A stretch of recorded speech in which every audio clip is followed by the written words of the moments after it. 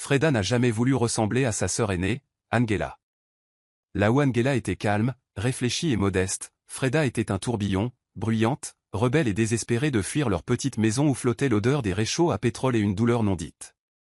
Leur mère veuve, Pise, disait souvent, Angela est la fille dont rêve toute mère. Toi, Freda, tu es un feu sans contrôle. Mais Freda s'en fichait.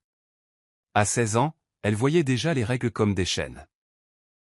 Elle passait plus de nuits dehors qu'à la maison, restant avec des amis plus âgés, certains dangereux, d'autres simplement perdus comme elle.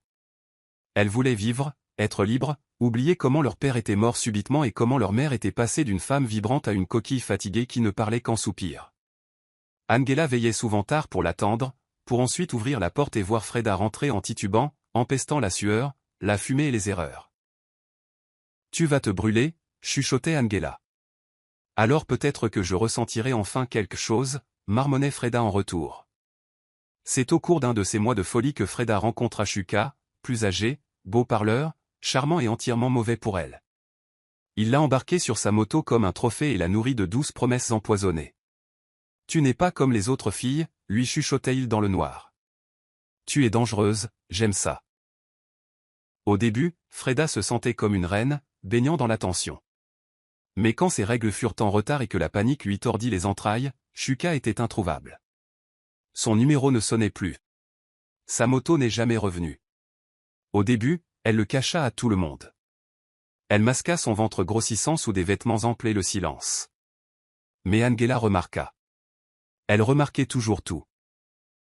Une nuit, alors que Freda était assise sur le porche, serrant son abdomen en larmes silencieuses, Angela s'agenouilla à ses côtés. « Tu es enceinte, n'est-ce pas » Freda hocha la tête sans lever les yeux. « Maman est au courant » demanda doucement Angela. « Non » murmura Freda, « et elle ne doit pas l'être. »« S'il te plaît, Angela, je ne sais pas quoi faire. » Ce fut la première nuit où Freda ne dormit pas seule. Angela la serra dans ses bras pendant qu'elle pleurait, chuchotant. « Nous trouverons un moyen. Je ne te laisserai pas traverser ça seule. » Freda ne le savait pas alors, mais Angela pensait chaque mot, même si cela signifiait porter un secret qui changerait toute leur vie. La honte de Freda lui collait à la peau comme la sueur par un après-midi humide. Plus sa grossesse avançait, plus elle se retirait du monde qui l'avait autrefois passionnée. Fini les nuits tardives et les escapades impulsives. Maintenant, elle se déplaçait avec prudence, se rendant en cachette chez une sage-femme voisine sous la coordination vigilante d'Angela. Leur mère, Pise, supposa que Freda était tombée dans une phase dépressive et ne fit que féliciter Angela d'avoir enfin dompté cet esprit sauvage. Mais entre les murs de la petite chambre d'Angela, des murs décorés de citations sur la grâce et la quiétude, Freda était allongée sur le dos, serrant son ventre, posant des questions auxquelles elle ne voulait pas vraiment de réponse. Et s'il me ressemble ? Et s'il demande un jour qui je suis ? Angela restait souvent silencieuse. Un soir, Freda fixa le plafond et murmura, « J'aimerais pouvoir tout rembobiner. Peut-être que je ne serais pas allée à cette stupide fête de rue. » Angela répondit seulement, « On ne peut pas revenir en arrière, Freda, mais on peut aller de l'avant. On va juste avancer différemment. » Le moment venu, le travail déchira Freda comme des vagues s'écrasant contre une falaise rocheuse, bruyant, impitoyable et sans pitié. Elle hurla dans un oreiller dans l'arrière-salle exiguë d'une infirmière à la retraite qui avait accepté de garder le secret.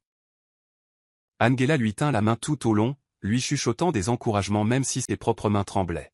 « Tu te débrouilles bien, respire, respire avec moi. » Des heures passèrent jusqu'à ce que finalement la pièce se remplisse du petit vagissement d'une nouvelle vie. Freda tourna son visage vers le mur et refusa de regarder. « Je ne peux pas, je ne peux tout simplement pas » s'étouffa-t-elle. Angela, les yeux rougis mais le regard stable, enveloppa le petit garçon dans un doux tissu de coton. « Il est magnifique, Freda, dit-elle. Il a ta bouche. »« Ne me dis pas ça » cria Freda en se couvrant les oreilles.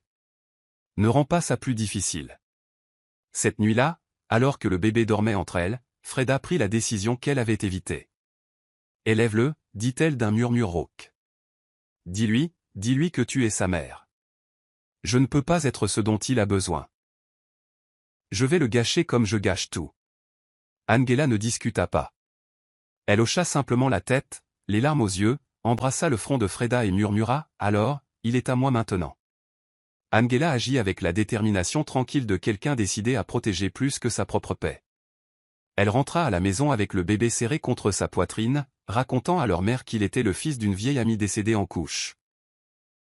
Pise, épuisée par le monde et adoucie par le deuil, accepta l'histoire sans protester.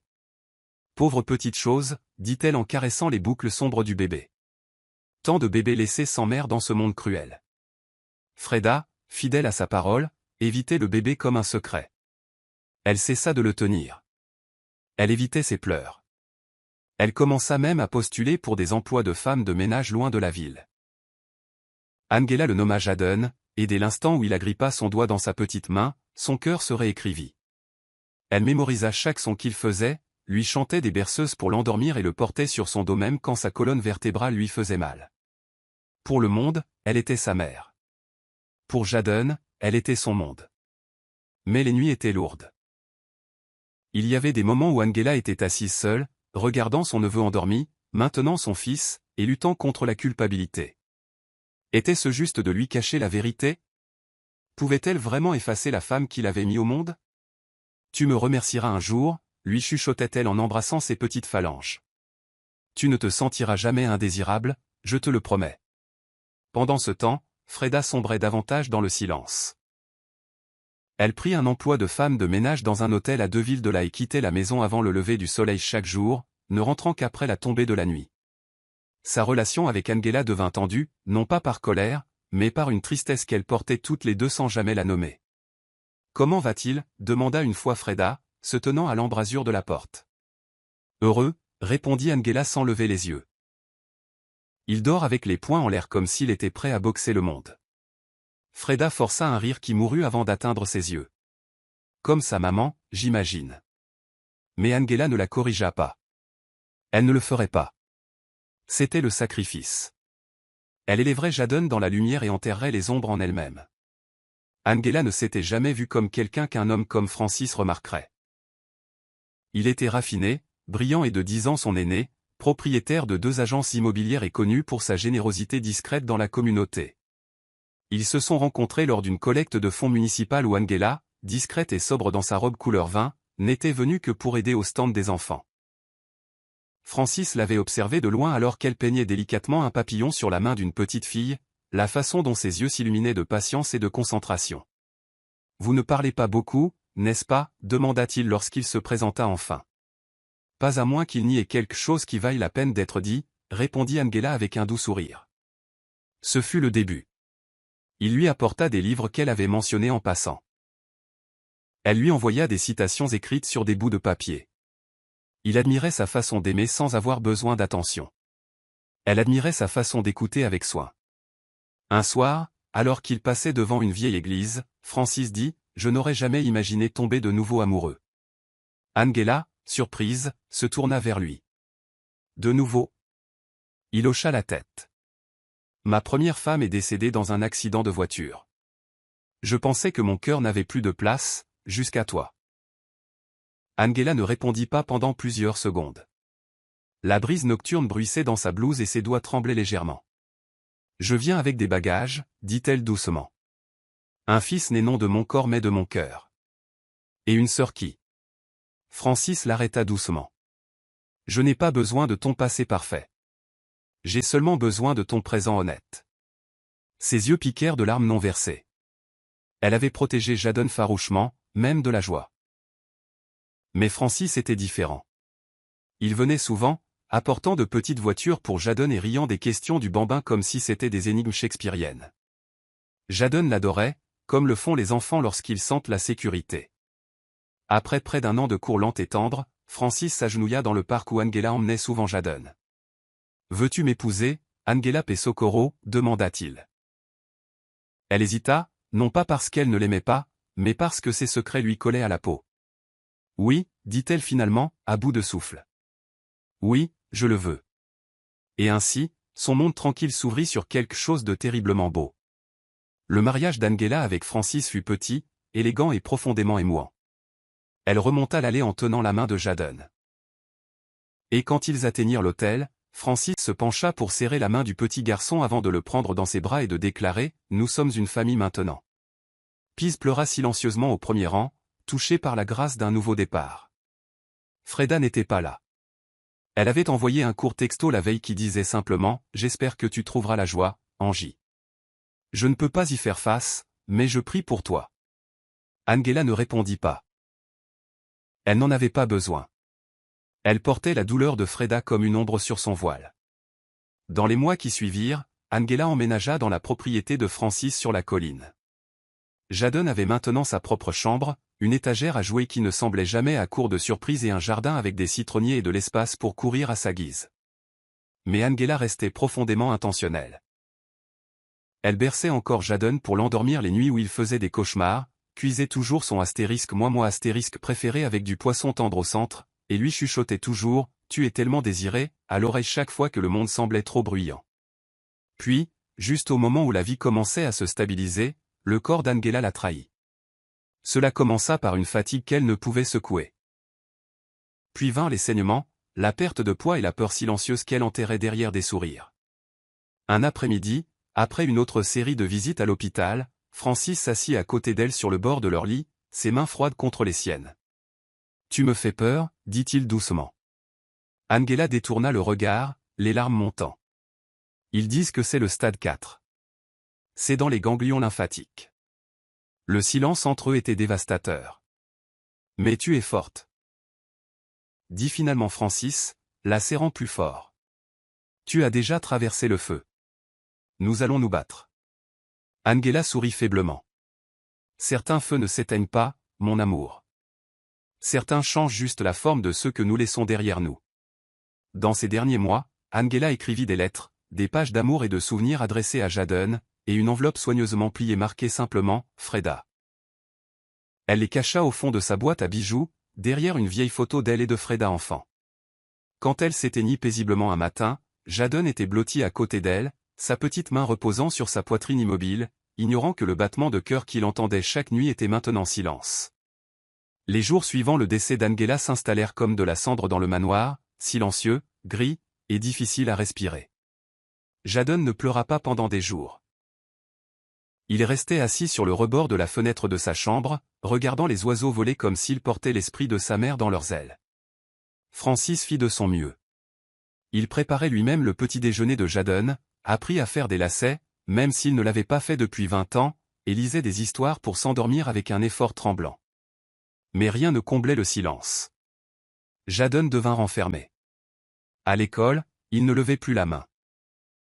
À la maison, il ne parlait qu'à la photo encadrée d'Angela sur sa table de chevet. « Maman, est-ce que tu me regardes toujours » chuchotait-il. « Es-tu toujours dans mes rêves ?» Et quand aucune réponse ne venait, il se blottissait sous sa couverture et tenait la dernière écharpe qu'elle portait, celle qui sentait encore faiblement son parfum d'hibiscus. Francis s'asseyait souvent devant la chambre de Jadon tard dans la nuit, écoutant, craignant d'entrer et encore plus de partir. C'était un silence qu'aucun d'eux ne savait comment surmonter.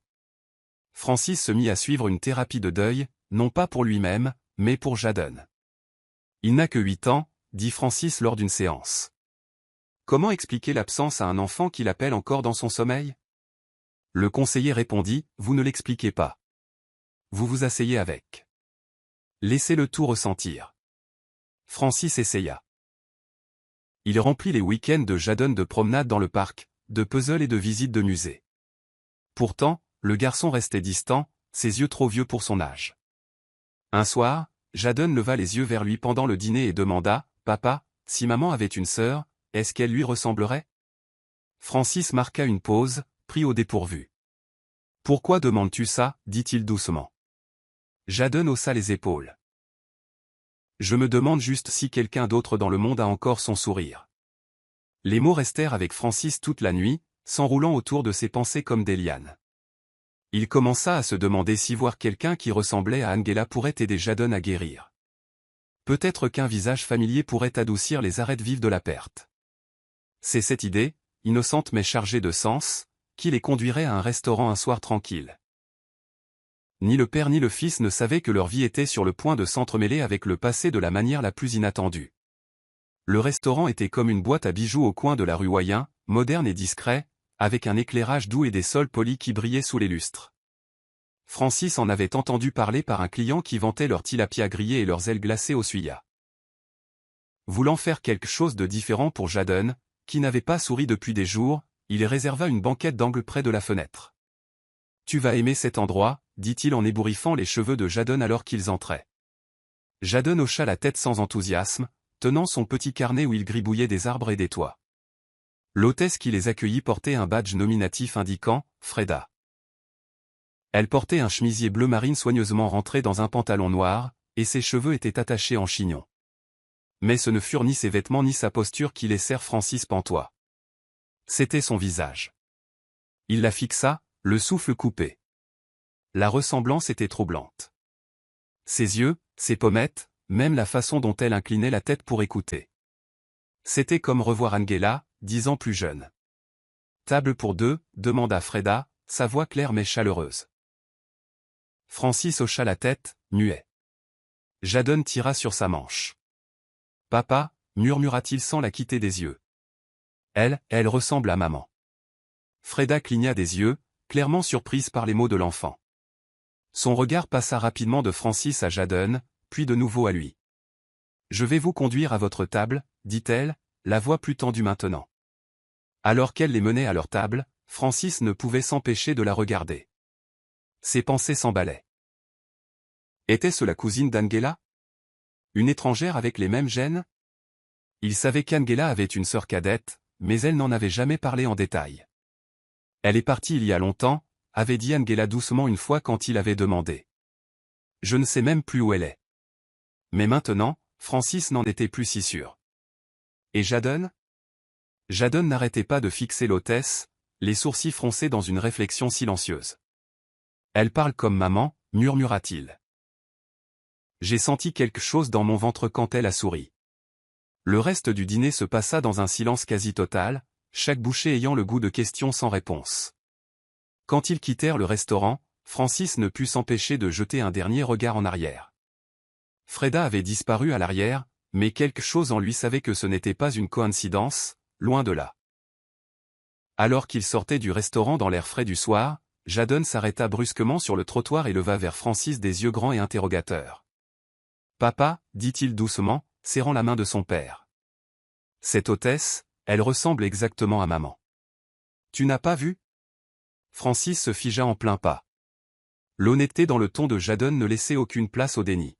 « Que veux-tu dire » demanda Francis avec précaution, s'accroupissant pour lui faire face. « Comment ça ?» Jadon fronça les sourcils, luttant pour expliquer l'émotion qui lui serrait la poitrine. « Pas seulement son visage » murmura-t-il. Ses yeux, sa façon de parler. J'ai ressenti quelque chose. Francis expira lentement, le cœur lourd d'un malaise qu'il ne pouvait situer. Parfois, les gens nous rappellent ceux que nous avons perdus. Cela ne signifie pas toujours quelque chose de grand. Mais Jadon n'était pas convaincu. Je pense que ça signifie quelque chose, dit-il en marchant devant. Francis le suivit en silence, ne sachant comment expliquer que lui aussi avait remarqué quelque chose qu'il ne pouvait expliquer. Cette nuit-là, Francis ne put dormir. Il s'assit dans son bureau, la lampe baissée, feuilletant de vieux albums photos. Il y avait une photo d'Angela adolescente, les bras passés autour d'une fille aux cheveux en désordre et au sourire espiègle. Freda. Le nom était griffonné faiblement au dos. Il n'avait pas pensé à cette fille depuis des années.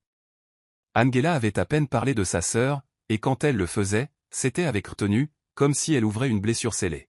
« Nous ne nous parlons plus » avait-elle dit une fois. Certaines distances ne se mesurent pas en kilomètres. Mais si cette femme, cette hôtesse, était vraiment Freda, alors les mots de Jadon n'étaient pas juste de la curiosité enfantine. C'était de l'instinct. Francis se pencha en arrière et ferma les yeux. Il pouvait encore entendre la voix de Jadon résonner dans le restaurant. Elle parle comme maman. Les pièces du puzzle commençaient à bouger. Pas encore à s'emboîter, mais à bouger. Et ce mouvement lui serrait la poitrine du poids de quelque chose à moitié enterré. Il ne s'attendait pas à se sentir aussi troublé. Mais plus il essayait de l'ignorer, plus la voix de cette hôtesse rejouait dans sa tête, comme un murmure attendant de finir une phrase qu'Angela n'avait jamais eu la chance de dire. Francis retourna au restaurant 3 fois au cours des 2 semaines suivantes, seul. Chaque visite était brève, calculée et silencieuse. Il s'asseyait au même siège près du coin, commandait quelque chose de minimal, une bouteille d'eau, une coupe de salade de fruits, et observait l'hôtesse de loin. Freda se déplaçait avec grâce, mais il y avait une légère tension dans ses épaules chaque fois qu'elle le repérait. Elle n'était pas dupe. Lors de sa 3e visite, elle s'approcha directement de sa table, posant l'addition d'une main ferme. « Monsieur, tout va bien ?» demanda-t-elle, sa voix polie mais sur la défensive. « Vous êtes venu plus souvent que certains habitués. » Francis esquissa un sourire doux et non menaçant, tout comme l'atmosphère. « Ça me rappelle quelqu'un que j'ai connu. » Freda hocha la tête et se tourna pour s'éloigner. Mais Francis ajouta, « On vous a déjà dit que vous ressembliez à quelqu'un que vous avez laissé derrière vous ?» Elle se figea brièvement, puis continua à marcher sans se retourner. Francis la regarda s'éloigner avec une suspicion silencieuse. Elle cachait quelque chose, il en était sûr. Freda s'adossa au mur dans le couloir du personnel, son cœur battant dans sa poitrine. Ses mains tremblaient légèrement alors qu'elle attrapait un verre d'eau. Cet homme, ses yeux n'étaient pas seulement curieux, ils étaient savants. Il cherchait quelque chose, et Freda avait appris à reconnaître l'odeur de quelqu'un qui déterre le passé. « Ça va ?» demanda un des serveurs en passant. Elle hocha rapidement la tête. « Oui, j'ai juste besoin d'air. » Elle sortit à l'arrière de la cuisine, fermant les yeux contre la brise froide. Ça ne peut pas être lui, pas maintenant. Elle avait gardé ses distances pendant des années, avait changé de ville, de travail, même de nom brièvement, pour éviter tout ce qui la liait à ce chapitre de sa vie. Et pourtant, il était là, le mari d'Angela. L'homme qui avait épousé la femme qui avait élevé son fils. Mon fils, le souffle de Freda se coupa. Elle n'avait même pas vu clairement le visage de Jadon, mais dès qu'elle avait entendu sa voix, quelque chose au fond de sa poitrine s'était fissuré. Elle avait rapidement détourné le regard, mais maintenant il n'y avait personne pour la voir. « S'il te plaît, » murmura-t-elle au vent, « ne laisse pas le passé me retrouver ici. » Mais il l'avait déjà fait. L'appartement de Freda était modeste, un 2 pièces au-dessus d'un atelier de tailleur, rempli de meubles d'occasion et de vieux livres aux pages cornées. Son monde était fait de simplicité et de routine. Elle se levait tôt, arrosait sa seule fougère en pot et cuisinait du riz jollof le dimanche, même quand personne ne venait. Elle ne sortait jamais sérieusement avec quelqu'un. La confiance était devenue une langue qu'elle avait oublié comment parler. Chaque soir, elle tenait un journal, non pas pour préserver des souvenirs, mais pour organiser ceux qui refusaient de s'effacer. Les entrées commençaient souvent de la même manière. « Jadon, j'espère que tu es heureux. » Elle ne savait plus à quoi il ressemblait, ni comment il riait, ni s'il dormait encore sur le ventre, comme quand il était bébé. Mais elle portait son nom comme un tatouage secret gravé à l'intérieur de ses côtes. Quand elle croisait une mère tenant un enfant, sa gorge se serrait. Quand elle entendait un garçon appeler « maman », elle se tournait instinctivement, pour se souvenir ensuite qu'elle n'avait pas droit à ce titre. Ce titre avait été donné à Angela, et à juste titre. Après le travail un soir, elle était assise dans son lit, fixant une enveloppe usée glissée dans sa Bible. C'était la seule chose qu'Angela lui avait envoyée après avoir pris Jadon. L'échographie et une lettre de l'écriture gracieuse d'Angela. Il est parfait. Tu n'as plus à avoir honte. Je l'aimerai de tout mon cœur. Freda serra la lettre contre sa poitrine. Tu as toujours mieux aimé que moi, murmura-t-elle. Mais peut-être que j'aurais pu essayer plus fort. Peut-être que j'aurais dû. Elle ne s'attendait pas à revoir Francis, surtout pas avec Jadon. C'était comme si la vie avait tiré le rideau sans prévenir, révélant une scène qu'elle avait abandonnée depuis longtemps. Son téléphone vibra avec un message de son manager. « Tu es de nouveau à l'accueil demain. Un client de la semaine dernière a spécifiquement demandé pour toi. » Freda fixa l'écran, un étrange vide se formant dans sa poitrine. Elle savait qui était ce client. Elle savait ce que cela signifiait. Le passé ne frappait pas à la porte. Il était entré, s'était assis à sa table et avait commandé de l'eau. Et maintenant, elle allait devoir décider si elle devait fuir à nouveau ou enfin s'asseoir face à ses propres conséquences. Francis retourna au restaurant avec une détermination tranquille, cette fois sans hésitation. Il demanda directement Freda, déclarant calmement au serveur, « Dites à l'hôtesse que j'aimerais lui parler personnellement, juste 1 minute de son temps. » Freda hésita dans le couloir du personnel, lissant sa blouse et expirant brusquement. Ses paumes étaient moites. Elle sortit, calme mais prudente, son sourire professionnel. Bon retour, monsieur. J'ai entendu dire que vous m'aviez demandé. Francis se leva lentement. Oui, en effet. Il y eut un long silence alors que leurs regards se croisèrent. Vous me rappelez quelqu'un que j'ai autrefois aimé, dit-il enfin. Le souffle de Freda se coupa, mais son ton resta égal. Ça arrive parfois. Francis ne s'assit pas. Vous êtes la sœur d'Angela, n'est-ce pas, demanda-t-il. Sa mâchoire se crispa et son regard baissa un instant. Je ne sais pas de qui vous parlez. Angela Pisocoro, précisa-t-il doucement. Ma femme, elle est décédée il y a 6 ans. Freda esquissa un faible sourire qui n'atteignit pas ses yeux. Désolé pour votre perte. Puis elle s'éloigna avant que sa voix ne la trahisse. De retour dans le couloir de stockage, Freda s'appuya contre une étagère de verre, tremblante. Ses jambes lui semblaient creuses. Le nom d'Angela, prononcé à voix haute par l'homme qu'elle avait évité pendant des années, la frappa comme une chanson oubliée. Elle pensait s'être préparée à cette possibilité, mais l'entendre, ça la défaite. Pendant ce temps, Francis s'assit lentement, son esprit en ébullition. Son déni n'était pas agressif. Il était effrayé. Ce n'était pas une étrangère esquivant un client. C'était quelqu'un qui fuyait la reconnaissance. Il prit son téléphone et ouvrit un vieux dossier où il avait sauvegardé des photos scannées de l'enfance d'Angela. Une en particulier ressortait maintenant, 2 sœurs sous un manguier, riant, les bras passés l'une autour de l'autre. Il compara le sourire de la plus jeune à celui de la femme qui venait de s'éloigner.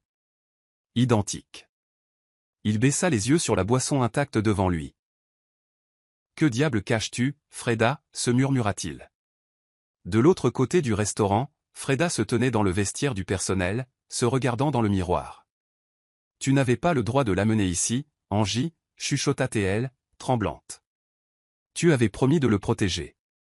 Tu avais promis de ne jamais laisser ça me retrouver. » Jadon était assis en tailleur sur le sol de sa chambre, entouré de crayons de couleur, de crayons à dessin et de feuilles de papier.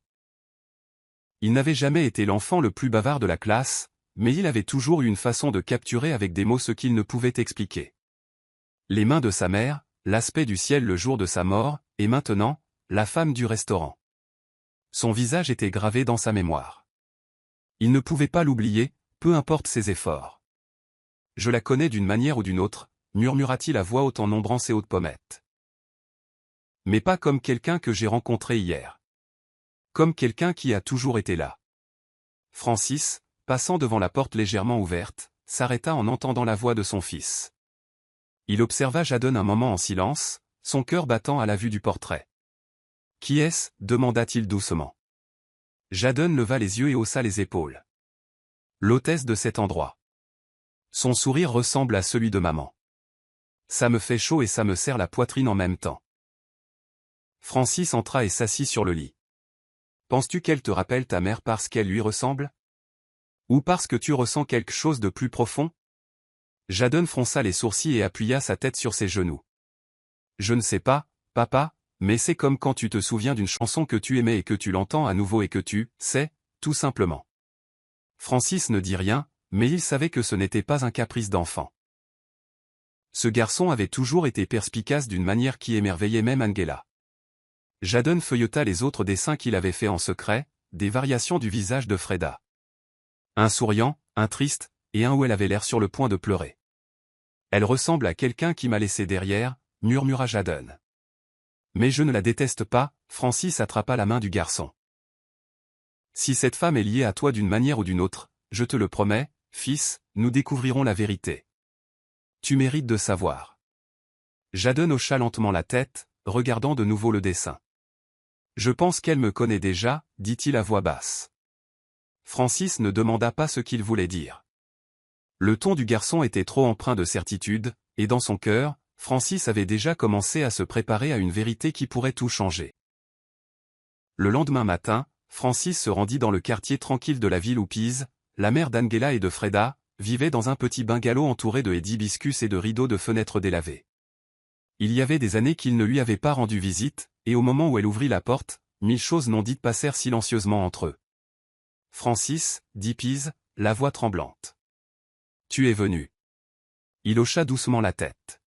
« Je devais te parler de quelque chose qui me préoccupe. C'est à propos de Freda. » Au nom de sa fille, le visage de Pise changea, se crispa, puis s'affaissa. Entre, dit-elle doucement. À l'intérieur, elle lui versa une tasse de zobo tiède et s'assit en face de lui, les mains jointes. Que veux-tu savoir, demanda-t-elle, bien que ses yeux fussent déjà empreints d'effroi. Est-elle en vie, demanda-t-il. A-t-elle jamais renoué avec Angela avant sa mort? Pise s'agita inconfortablement. Angela m'a dit de ne plus parler de Freda, qu'elle avait besoin de distance. Mais oui, elle est en vie. Francis se pencha en avant. Et Jadon, y a-t-il quelque chose que je ne sais pas sur sa naissance? La prise de Pise sur son pagne se resserra. Elle évita son regard en murmurant. Angela n'a jamais eu de mal à avoir des enfants. Mais quand elle est soudainement apparue avec un bébé et a dit qu'elle adoptait l'enfant orphelin d'une amie, j'ai compris. Je n'ai pas posé de questions, Francis. J'ai choisi la paix plutôt que la vérité. Son estomac se noua. Vous voulez dire que Jadon n'est pas son fils biologique? Pise leva enfin les yeux. Ce que je dis, c'est qu'Angela a élevé ce garçon avec tout ce qu'elle avait. C'est plus réel que n'importe quel test sanguin. Mais Francis ne répondit pas. Ses pensées s'emballaient déjà. Savez-vous où? Demanda-t-il. Pise hésita de nouveau. Elle a quitté cette ville il y a longtemps. Mais si ce que tu as vu est vrai, alors elle est revenue. Et elle se cache à la vue de tous. Francis se leva lentement. Les pièces du puzzle bougeaient à nouveau. Et cette fois, elle s'alignait en quelque chose d'indéniable. En retournant à sa voiture, ses mains tremblaient légèrement sur le volant. Si ce que Pise insinuait était vrai, alors tout ce qu'Angela avait construit, tout ce qu'elle avait choisi d'enterrer, était sur le point de refaire surface. Et le monde de Jadon pourrait ne plus jamais être le même. Ce soir-là, Freda était assise en tailleur sur le sol moquetté de son appartement. Une petite boîte usée était ouverte devant elle. Elle sentait légèrement la poussière et le temps, rempli de vêtements de bébé pliés, d'un bonnet bleu crocheté et d'une vieille tétine avec de petites marques de dents encore visibles. Ses doigts tremblaient en touchant chaque objet. C'était tout ce qui restait des quelques mois qu'elle avait passés avec Jadon avant de le donner. Elle avait gardé la boîte bien cachée dans son placard, trop effrayée pour l'ouvrir pendant des années. Mais maintenant, après avoir vu son visage et entendu sa voix, tout en elle était en train de changer. Elle sortit une petite carte, l'écriture d'Angela élégante et calme. Freda, il est en bonne santé. Il a souri aujourd'hui. Tu as fait quelque chose de bien. Freda serra la carte contre sa poitrine et se laissa pleurer pour la première fois depuis des années sans retenue. Je ne la méritais pas, murmura-t-elle à voix haute. Elle a pris tout ce qui était brisé en moi et a quand même trouvé de la place pour aimer ce que je ne pouvais pas garder. Elle resta assise là, se balançant doucement, chuchotant le nom de Jadon encore et encore comme une prière trop longtemps non dite. Plus tard dans la nuit, Freda se retrouva à fixer son propre reflet dans le miroir. Mais ce n'était pas son visage qu'elle essayait de comprendre. C'était son cœur. Tu as fui, dit-elle à son reflet, la voix basse et rauque. Tu l'as donné et tu as promis de ne pas regarder en arrière. Mais te voilà, à regarder, à t'effondrer. Elle se détourna, arpentant la pièce. Une partie d'elle voulait disparaître à nouveau, changer de travail, quitter la ville, s'évanouir dans le rythme d'une autre vie oubliée. Mais une autre partie, plus silencieuse, plus persistante, n'arrêtait pas de lui murmurer qu'il était temps. Temps d'arrêter de se cacher. Temps d'affronter ce qu'elle avait abandonné. Et plus que ça, temps d'être honnête. Elle attrapa son téléphone et ouvrit un message vierge à Francis. Son pouce plana au-dessus de l'écran avant qu'elle ne supprime le brouillon. Non, murmura-t-elle, pas encore, pas comme ça. Elle n'était pas prête à expliquer. Mais quelque chose en elle avait changé. Elle remit le bonnet de bébé dans la boîte, la referma et la posa sur sa table de chevet au lieu de la remettre dans le placard. Si son secret la rattrapait enfin, alors elle devait se souvenir de ce qu'elle fuyait et de ce vers quoi elle pourrait encore courir. Jadon se tenait près de l'entrée vitrée du restaurant un samedi matin, son carnet de croquis serré contre sa poitrine.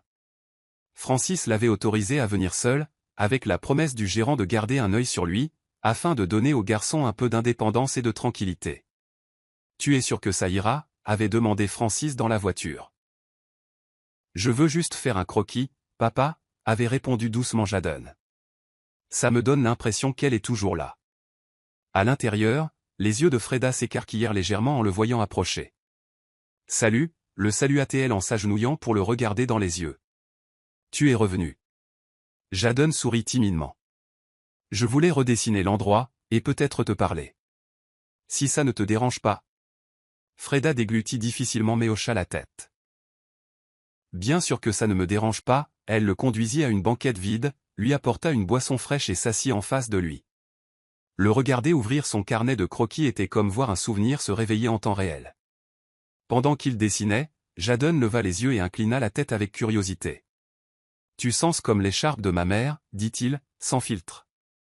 Elle est vieille maintenant, mais je dors avec.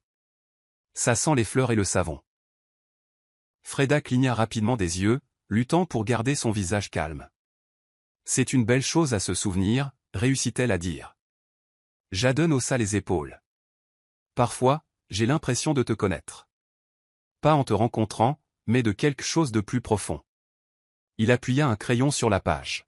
« Tes yeux, on se sent comme à la maison. » Freda se mordit la lèvre pour l'empêcher de trembler. « Tu es très réfléchi pour ton âge, » dit-elle, la voix rauque. Jadon eut un petit rire. Maman disait que je posais trop de questions, mais elle aimait ça chez moi. Il regarda de nouveau son dessin, puis fit une pause. « Pourquoi est-ce si facile de te parler ?» Freda tendit la main, touchant instinctivement la sienne avant de la retirer. « Peut-être que nous comprenons le même genre de silence. » Jadon inclina la tête, les yeux plissés d'émerveillement. « Tu dis des choses comme elle aussi. » Freda s'excusa alors, se précipitant dans l'arrière-salle sous prétexte de travail, sa poitrine se soulevant trop rapidement. Elle ferma la porte derrière elle et s'appuya contre, à bout de souffle. « Angela, » murmura-t-elle, « il sait. Même s'il ne sait pas comment, il sait. » Cette nuit-là, Francis passa devant la chambre de Jadon et remarqua la douce lueur de sa lampe de chevet encore allumée. Il jeta un coup d'œil pour voir le garçon réveillé, étalé sur son lit avec une couverture sur les épaules, chuchotant doucement pour lui-même. « Jadon ?» Francis entra. « Pourquoi ne dors-tu pas ?» Jadon leva les yeux, un peu vitreux. « J'entends de nouveau sa voix dans mes rêves. » Francis s'assit sur le bord du lit, écartant les cheveux du front de son fils. « La voix de ta mère ?» demanda-t-il. Jadon hocha lentement la tête. « Mais pas comme avant. C'est plus doux maintenant, comme si elle était loin. Et parfois, quelqu'un d'autre m'appelle par mon nom. Je ne vois pas son visage, juste sa voix à travers un brouillard. » Francis sentit un frisson glacial parcourir sa colonne vertébrale.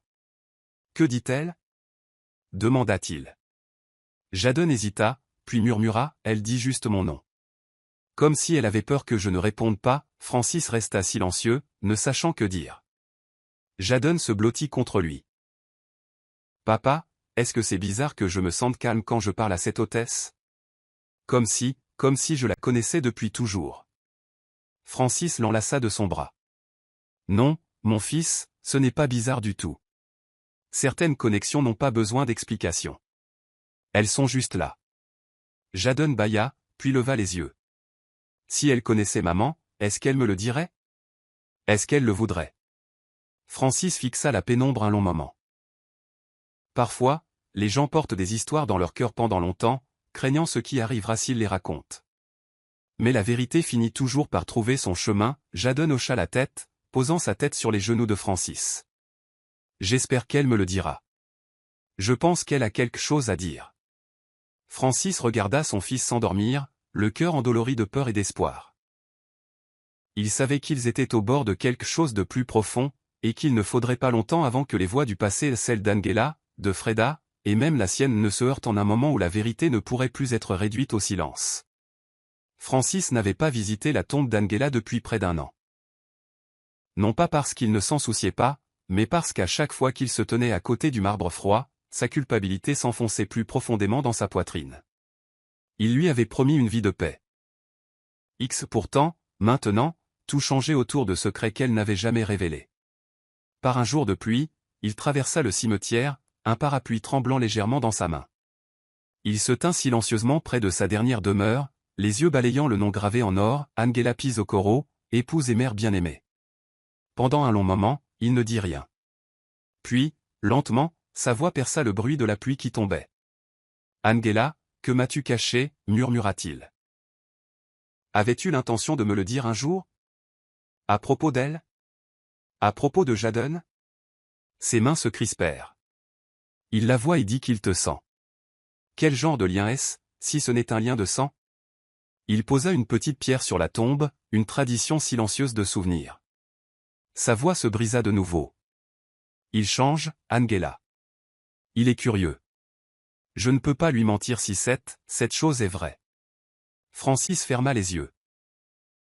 Les souvenirs de leur dernière conversation lui revinrent en mémoire, ces moments calmes où elle lui touchait la joue, ses yeux remplis de pensées inexprimées qu'elle n'avait jamais verbalisées.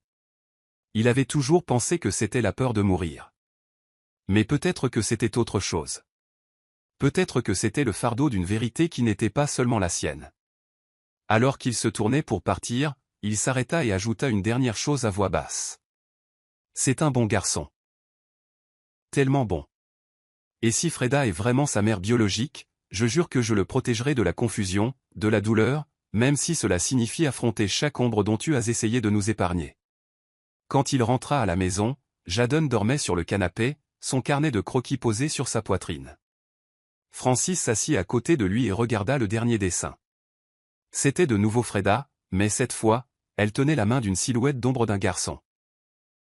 En dessous, de l'écriture de Jadon, se trouvaient les mots « Je ne sais pas pourquoi je lui fais confiance, mais c'est le cas ». Le 9e anniversaire de Jadon arriva avec une excitation tranquille. Francis avait proposé d'organiser une grande fête, mais Jadon insista pour quelque chose de simple, quelques amis, un gâteau et ses ailes de poulet poivrées préférées. Alors qu'ils installaient le jardin avec des ballons et des chaises pliantes, Francis demanda doucement. « Y a-t-il quelqu'un d'autre que tu aimerais inviter » Jadon hésita, puis se mordit la lèvre.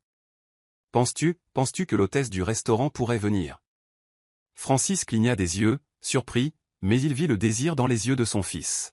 « Si c'est si important pour toi, je demanderai. » Il passa l'appel cet après-midi-là. Freda décrocha après 3 sonneries. « Salut, c'est Francis, dit-il. Je sais que c'est inattendu, mais demain c'est l'anniversaire de Jadon. Il a demandé si tu pouvais venir. » Sans pression. À l'autre bout du fil, Freda resta silencieuse un moment. Puis, s'il veut que je sois là, je viendrai. Sa voix était à peine plus qu'un murmure. Le lendemain, Freda arriva dans une simple robe verte et un foulard doux. Jadon courut vers elle et la serra dans ses bras avec une confiance qui lui fit mal au cœur. « Tu es venu, rayonna-t-il. Tu n'as même pas oublié. » Elle s'accroupit et sourit à travers des yeux embués. « Bien sûr que non. Merci de m'avoir invité. » Les invités se mêlaient, inconscients du courant émotionnel qui traversait le jardin. Pise, assise sous un auvent, croisa le regard de Freda de l'autre côté de la cour, et son visage perdit sa couleur. Elle n'avait pas vu sa plus jeune fille depuis près de 7 ans. Elle se leva lentement, s'approcha et murmura durement, « Que fais-tu ici » Freda se tourna vers elle et dit doucement. « Je suis venu parce qu'il me l'a demandé, pas pour causer des problèmes. » Le regard de Pise se posa sur Jadon, qui riait près du stand à gâteaux. « Il ne sait pas, murmura-t-elle. La voix de Freda trembla. « Pas encore. » Avant que Pise ne puisse répondre, Francis s'approcha d'eux avec une assiette. « Tout va bien ici » demanda-t-il prudemment. Pise sourit d'un air crispé. « Oui, juste en train de rattraper le temps perdu. » Mais alors que Freda prenait l'assiette de ses mains et regardait Jadon, ses mains tremblèrent. Elle savait que ce jour viendrait, le moment où les regards, les lignées et le silence entreraient en collision. Et maintenant que c'était arrivé, il n'y avait pas de retour en arrière. Le lendemain de la fête, l'un des parents partagea une photo de groupe en ligne, un cliché spontané des invités, Jadon tenant son gâteau, et Freda à côté de lui, riant. C'était innocent, chaleureux, et bien trop révélateur. En quelques heures, la photo parvint à Clara, une vieille amie d'Angela qui avait déménagé à l'étranger. Clara envoya immédiatement un message à Francis. « Est-ce bien celle que je pense ? Je me souviens de Freda. Elle était troublée, mais elle adorait Angela. Pourquoi est-elle avec Jadon ?» Francis fixa le message, son pouce accélérant. Il cliqua de nouveau sur la photo. C'étaient les yeux, les yeux de Jadon reflétés dans le sourire de Freda. C'était indéniable. Plus tard dans la nuit, il sortit un vieil annuaire et trouva une autre photo, Freda à 16 ans, les joues plus rondes, les yeux défiants. Mais la ressemblance était toujours là. C'était elle. Ça avait toujours été elle. Francis entra dans la chambre de Jadon cette nuit-là et le trouva de nouveau réveillé, cette fois fixant la photo d'anniversaire encadrée qu'il avait imprimée. Elle a l'air heureuse dessus, dit doucement Jadon, comme si elle était à sa place. Francis s'assit à côté de lui, pesant chaque mot.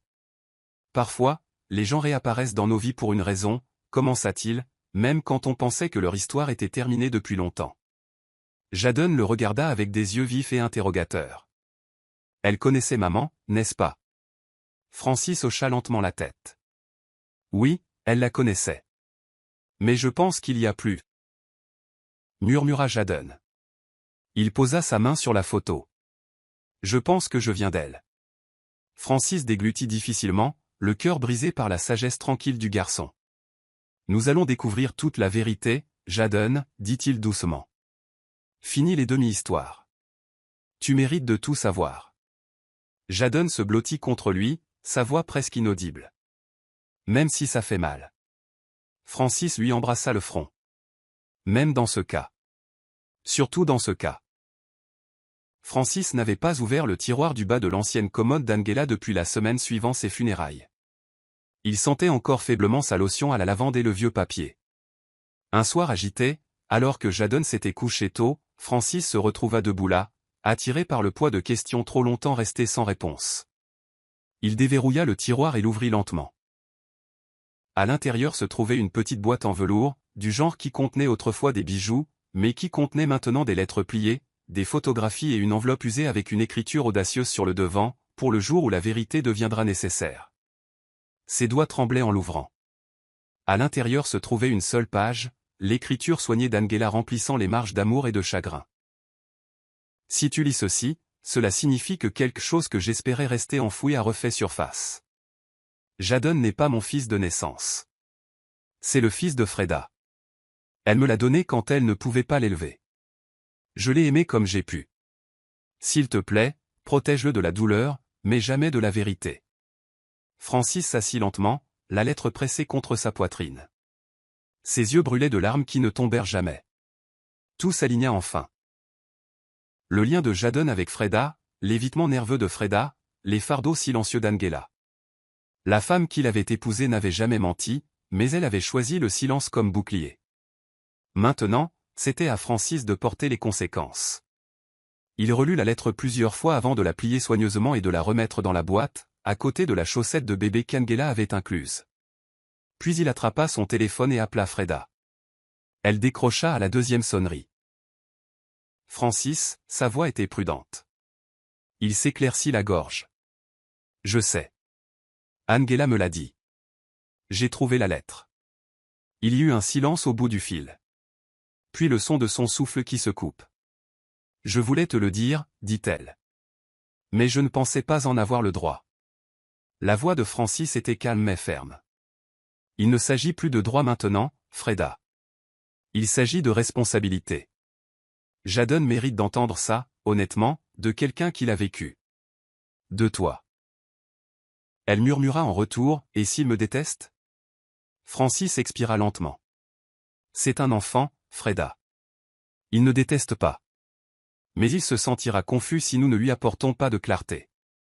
Et à ce moment-là, tous deux surent qu'il n'y avait pas de retour en arrière. Freda était assise dans sa chambre, les rideaux tirés, la lumière tamisée, la lettre qu'Angela lui avait écrite bercée sur ses genoux. Elle était vieillie mais parfaitement intacte. L'une des rares choses qu'elle avait pu toucher que sa propre peau. L'enveloppe, jamais ouverte jusqu'à présent, portait son nom de la main d'Angela. À l'intérieur, les mots coulaient comme une douce rivière, à parts égales d'amour et de confrontation silencieuse. Freda, je ne t'ai jamais jugé. Je voulais juste protéger la partie de toi qui était bonne. La partie que tu m'as donnée quand tu as placé Jadon dans mes bras. Je prie pour que tu reviennes un jour, non pas pour moi, mais pour lui. Tu es toujours sa mère, que tu te sentes digne ou non. Freda lut les mots à voix haute jusqu'à ce que sa voix se brise. Pourquoi as-tu cru en moi? Murmura-t-elle. même quand je n'avais rien à donner. La vérité s'enroula autour d'elle. Angela avait toujours su que ce moment viendrait, elle avait écrit non par culpabilité, mais par grâce. Des larmes coulèrent sur son visage, irrépressible maintenant. Elle serra la lettre comme si elle tenait Angela elle-même. « Tu as toujours su que je craquerais » murmura-t-elle. « Tu savais que je fuirais, et tu m'as quand même demandé de revenir pour lui. » Elle se leva, tremblante mais résolue, et se dirigea vers le miroir. Son reflet la fixait, les yeux gonflés, la bouche tremblante, mais pour la première fois depuis des années, elle ne détourna pas le regard. Elle se vit entièrement, avec ses défauts et tout le reste. Prenant son téléphone, elle envoya un texto à Francis. « Je veux lui parler, mais pas pour expliquer, juste pour écouter s'il me le permet. » En quelques secondes, la réponse arriva, demain après l'école. « Il t'attendra. » Freda rangea soigneusement la lettre dans son sac, non pas comme un souvenir, mais comme un guide. Il ne s'agissait pas seulement de dévoiler le passé, il s'agissait de le guérir, un mot honnête à la fois. Elle n'était pas sûre que Jadon comprendrait, mais elle lui devait une voix qu'elle avait volée à son commencement. Demain, ce silence prendrait fin. Francis passa la matinée à faire les 100 pas.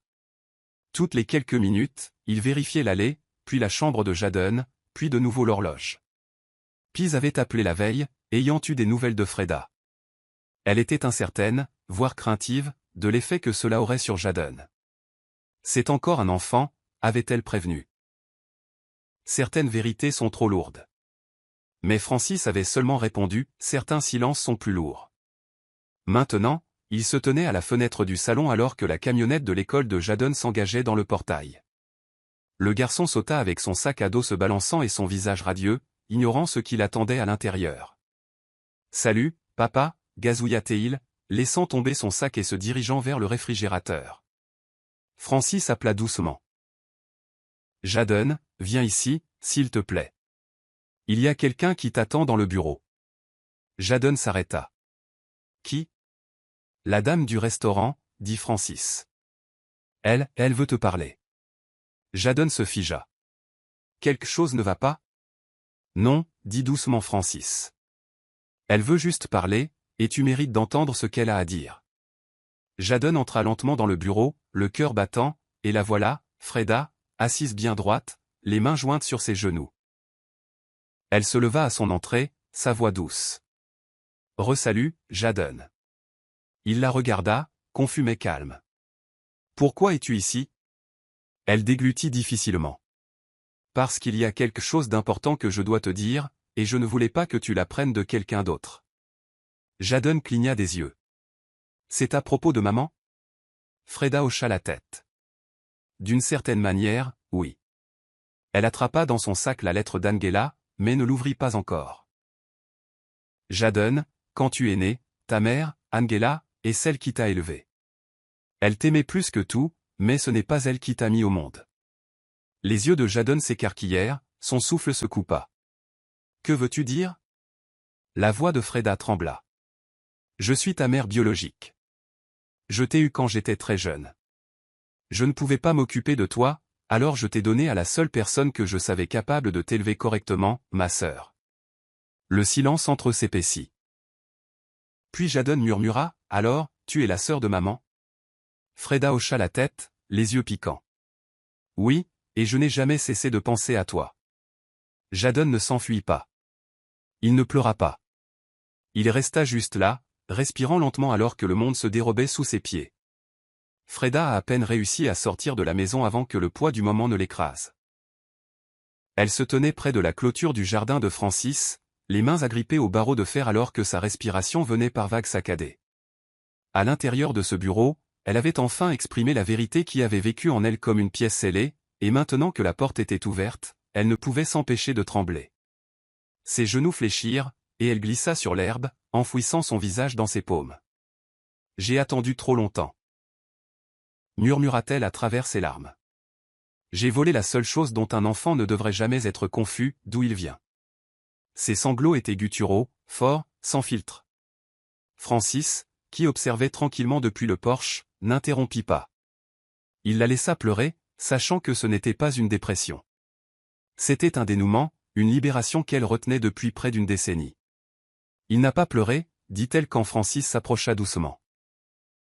Il n'a pas crié ni couru. Il est juste resté là et m'a regardé, comme si j'avais cassé quelque chose dont il ne réalisait même pas la fragilité. Francis s'agenouilla à côté d'elle, sa voix stable. Il est silencieux quand les choses le touchent trop profondément. C'est sa façon de traiter la douleur. Freda essuya ses joues. Le mascara coulait sur son visage. Penses-tu qu'il me pardonnera un jour? Francis ne se précipita pas pour répondre. Il ne le comprend pas encore entièrement. Mais il n'est pas en colère, il est bouleversé. Ce garçon a le cœur le plus gentil que j'ai jamais vu, tout comme Angela. Mais ça va prendre du temps. Freda renifla, hochant lentement la tête.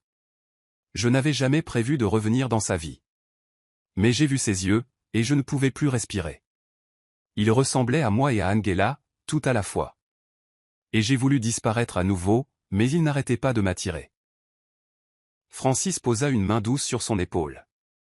Peut-être qu'il ne s'agit plus d'être prête. Peut-être qu'il s'agit juste d'être présente, même dans le désordre. Elle eut un rire amer. Le désordre, c'est tout ce que j'ai toujours su faire. Francis la regarda, ferme mais gentil. Angela te faisait confiance. Elle t'a laissé cette lettre. Donc si elle croyait que tu avais encore quelque chose de bon à donner, alors je pense que c'est le cas aussi. Pour la première fois depuis des années, Freda ne rejeta pas cette croyance. Jadon ne parla pas beaucoup après le départ de Freda ce jour-là. Il resta assis sur son lit pendant des heures, traçant les coins du dessin qu'il avait fait d'elle des semaines plus tôt. Son visage, ses yeux, la douceur de sa voix. Les points se connectaient lentement dans son jeune esprit. Mais même si la vérité s'installait, elle n'apportait pas de clarté. Seulement des questions. Ce soir-là, après le dîner, il entra dans le salon où Francis lisait. « Papa, dit-il doucement. » Francis leva les yeux. « Oui, mon grand. » Jadon se mordit la lèvre, en difficulté. Quand elle a dit qu'elle est ma vraie mère, est-ce que ça veut dire que maman Angela ne l'était pas? Francis ferma le livre et le posa. Angela ne t'a pas porté dans son ventre, Jadon. Mais elle t'a porté chaque jour de ta vie avec un amour qui n'a jamais faibli. Elle était ta mère de toutes les manières qui comptent. Jadon hocha lentement la tête. Alors qui suis-je vraiment? Francis tendit la main et le prit sur ses genoux. Tu es Jadon. Tu es intelligent, gentil et courageux. Et l'amour qui t'a fait est venu de plus d'une femme. Ce n'est pas une mauvaise chose. Jadon fixa le sol. Elle avait l'air effrayée quand elle me l'a dit. Comme si elle pensait que j'allais la détester. Francis lui caressa les cheveux. Elle a peur parce qu'elle a vécu avec ce secret longtemps. Et parfois, la honte pousse les gens à se cacher. Mais elle s'est manifestée parce qu'elle veut que tu saches la vérité. Ça signifie quelque chose. Jadon se redressa, les yeux interrogateurs. Va-t-elle disparaître à nouveau? Francis secoua la tête. Pas si tu ne le veux pas, il y eut un silence, puis Jadon murmura. Je veux la connaître. Mais je ne veux pas oublier maman non plus. Francis sourit doucement. Tu n'as pas à choisir. Angela voudrait que tu ouvres ton cœur, pas que tu le fermes. Jadon s'appuya contre lui, les yeux lointains mais calmes. D'accord, dit-il. Alors j'essaierai, mais j'ai peur aussi. Francis le serra plus fort dans ses bras. C'est courageux, mon fils. Avoir peur et quand même se présenter, c'est la chose la plus courageuse que tu puisses faire. Même si Jadon avait déjà accepté une grande partie de la vérité émotionnellement, Francis croyait qu'un test ADN apporterait une conclusion à tout le monde. Une confirmation non seulement pour la clarté juridique, mais pour la guérison émotionnelle. Ce n'est pas pour remettre quoi que ce soit en question, dit-il à Freda par téléphone. C'est juste que, quand Jadon posera des questions plus tard dans la vie, je veux qu'il ait quelque chose de factuel à quoi se raccrocher. Freda accepta, sa voix stable pour une fois. Alors faisons-le. Je ne fuirai plus. Le lendemain matin, ils se rendirent dans une clinique privée. Jadon s'agrippa à la main de Francis alors que l'infirmière préparait les couvillons. « Est-ce que ça va faire mal ?» demanda-t-il. « Juste un chatouillement sur ta joue » dit Francis en s'agenouillant à côté de lui. Freda se tenait de l'autre côté de la pièce, silencieuse mais visiblement tendue. Quand ce fut son tour, elle n'hésita que brièvement avant de s'avancer. Elle voulait faire ça pour Jaden, pour elle-même. Les écouvillons furent scellés, étiquetés et envoyés. Nous aurons les résultats dans 3 jours, dit le technicien. Freda hocha la tête, mais ses pensées allaient déjà plus vite que le temps. Plus tard dans la soirée, ils s'assirent ensemble sur un banc devant la clinique. Frais. Les USB de sauvegarde. Tout ce qui restait, c'était le moment. Mais alors que Tina atteignait le porche d'entrée, le souffle de Rachel se coupa. Pendant une fraction de seconde, leurs regards se croisèrent, les siens d'en haut, ceux de Tina d'en bas, et toujours, ce sourire narquois. Rachel recula lentement de la fenêtre, se retirant dans l'ombre de la pièce, non par peur, mais par préparation. Elle n'avait pas besoin de la confronter, pas encore. Laissez Tina continuer à marcher, laissez-la continuer à jouer la comédie, car l'acte final n'avait pas commencé. C'est seulement maintenant, vraiment, que Rachel a compris. La femme au volant n'avait aucune idée de ce qui allait suivre. Et avec cette clarté glaçante, l'histoire s'est estompée, non pas avec une fin, mais avec la promesse de ce qui était à venir. Voici le verset de la Bible, Psaume 37, versets 12 et 13, interprétation de la NIV pour l'histoire.